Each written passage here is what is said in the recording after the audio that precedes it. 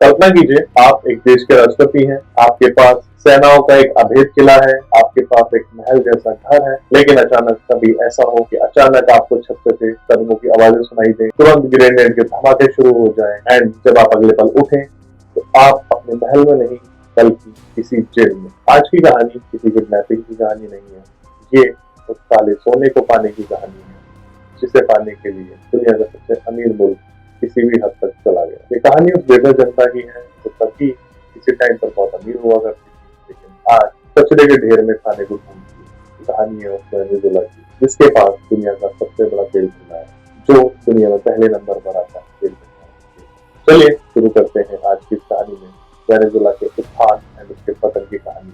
नमस्कार दोस्तों, आशा करता हूँ कि आप सब स्वस्थ होंगे, आपको मेरी कहानियां पसंद आ रही होंगी। आज की कहानी जो मैं आपके लिए लेके आए हूँ एक ऐसे देश की कहानी है जिस देश को जब उसका ये भंडार मिला था तो उसकी रातों रात किस्मत बदल गई। उसके देश के लोग इतने खुश हुए थे, इतनी उन्नति वो देश करने लग गया था कि मानो सोचा ही नहीं थी। दोस्तों, वेनेजुएला की जो ये कहानी है ये इतिहास के पन्नों में सबसे विवादित कहानी बनी है। एक तरफ तो दुनिया का सबसे अमीर देश अमेरिका, वो इसको ड्रग्स के खिलाफ अपना एक वार मानता है, लेकिन कहीं ना कहीं दुनिया को जिस लेंस से कहानी नजर आ रही है वो तेल पर कब्जे की कहानी है जिसको हरियाने के लिए अमेरिका इस हद तक चला।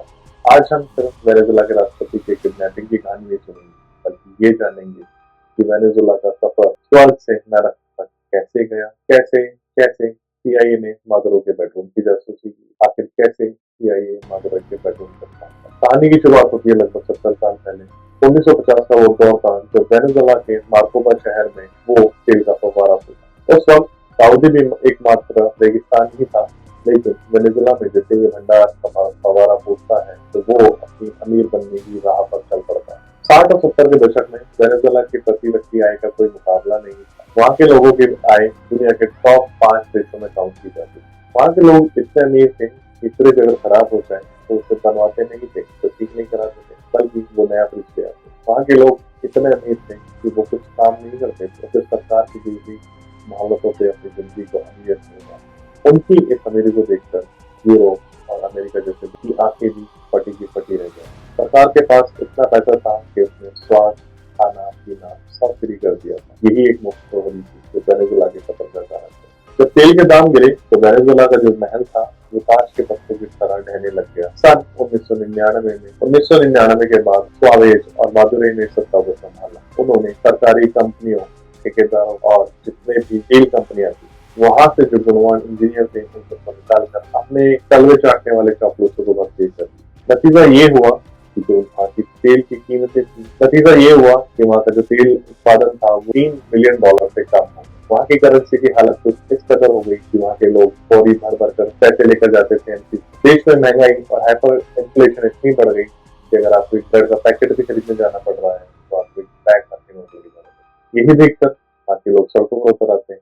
एंड आज वेनेजुएला की जो नौबत ये आ गई है कि अगर आपको वहाँ पर एक किलो मांस भी खरीदना है तो आपको एक पूरा पत्थर पैसे लेके जाने पड़ेगा। वहाँ के लोग आज अपनी करेंसी की 100 नोट बनाकर बेच रहे हैं। इतनी बुरी वेनेजुएला की करेंसी की हालत हो गई। लोगों की इन्हीं हताशाओं के बीच जो लोग थे वो वेनेजुएला के राष्ट्रपति मादुरो की सत्ता को हिलाने लग जाते हैं। यही अमेरिका को घुसने का मौका मिल जाता है। अमेरिका जो कि काफी लंबे समय से ऐसा ही मौका तलाश रहा था, वो क्या उसकी नजर वेनेजुएला के तेल पर थी, तेल भंडार पर थी, दुनिया में सबसे अधिक। तो यहाँ कहानी शुरू होती है एक विलन और एक हीरो। ये आप पे डिपेंड करेगा कि आप किसे हीरो मानेंगे और किसके खिलाफ। 2026 की शुरुआत में अमेरिका राष्ट्रपति डोनाल्ड ट्रंप कहते हैं कि वेनेजुएला के जो राष्ट्रपति हैं उनकी जो पत्नी है वो वहाँ से कोकेन और ड्रग्स का एक रैकेट चला रहे हैं एंड उस ड्रग्स को अमेरिका में सप्लाई कर। लेकिन पर्दे के पीछे की सच्चाई कुछ और। अमेरिका जानता था कि वेनेजुएला के पास लगभग 300 मिलियन बैरल डॉलर का कच्चा तेल का भंडार है और अगर अमेरिका की कठपुतली सरकार वेनेजुएला में आ जाती तो वो अगले 100 साल तक अमेरिका को किसी और देश में निर्भर होने की जरूरत नहीं, क्योंकि यहाँ पर जो मादुरो का अपराध था वो कोई ड्रग्स नहीं था, जबकि वो अपराध था चीन और रूस से जो जिसे अमेरिका बिल्कुल नहीं एक काम देख पा रहा। अगस्त 2025 में अमेरिका की जो सीआईए होती है वहाँ पे ऑपरेशन मादुरो शुरू करती, क्योंकि दोनों ही देशों में कोई एम्बेसी नहीं, अमेरिका में वेनेजुएला की एम्बेसी नहीं, वेनेजुएला में अमेरिका की एम्बेसी। तो जो सीआईए के एजेंट होते हैं वहाँ आराम से अलग अलग रूप में घुल कर रहने शुरू कर देते। कोई किसी अखबार बेचने का काम करता है, तो कोई किसी दुकान पे काम करता है, कोई किसी टैक्सी चलाने का काम करता है। तो ऐसे ऐसे CIA के जासूस अलग अलग जगहों में फैल जाते हैं। CIA के जो जासूस थे वो इस कदर तक आगे बढ़ चुके थे अपने मंसूबों में कि वो मादुरई के एक सुरक्षाकर्मी तक को खरीद लिए।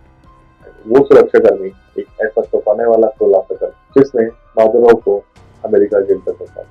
मादुरो को अपनी जगह इतना डर सताने लग गया था कि वो हर रात बेड पे चला करते थे, हर रात कमरे में चला करते। कभी वो इस बेड पे सो रहे हैं, कभी वो इस कमरे में सो रहे हैं, एंड किसी को भी इस सच्चाई का पता नहीं चलता था कि वो आज रात कहाँ और किस कमरे में सोने वाला। तो CIA को मादुरो में पहुंचने के लिए बेडरूम में प्लानिंग करनी पड़ती है।